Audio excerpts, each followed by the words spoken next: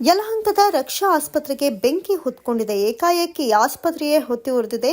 ಬೆಂಕಿ ಬಿದ್ದ ವೇಳೆ ಒಳಭಾಗದಲ್ಲಿ ಇದ್ರೂ ಆಸ್ಪತ್ರೆಯಲ್ಲಿದ್ದಂತಹ ರೋಗಿಗಳು. ಇನ್ನು ಸ್ಥಳಕ್ಕೆ ಅಗ್ನಿಶಾಮಕ ಸಿಬ್ಬಂದಿ ದೌಡಾಯಿಸಿದ್ದು ಬೆಂಕಿಯನ್ನ ನಂದಿಸುವಲ್ಲಿ ಯಶಸ್ವಿಯಾದರು. ಇನ್ನು ಆಸ್ಪತ್ರೆಯಲ್ಲಿದ್ದಂತಹ ರೋಗಿಗಳಿಗೆ ಒಂದಷ್ಟು ಆತಂಕ ಕೂಡ ಹೆಚ್ಚಾಗಿತ್ತು. ಈ ಸಂಬಂಧ ರಾಜನಗುಂಟೆ ಪೊಲೀಸ್ ಠಾಣಾ ವ್ಯಾಪ್ತಿಯಲ್ಲಿ ಘಟನೆ ನಡೆದಿದ್ದು ರಾಜನಗುಂಟೆ ಪೊಲೀಸ್ ಠಾಣೆಯಲ್ಲಿ ಪ್ರಕರಣ ದಾಖಲಾಗಿದೆ.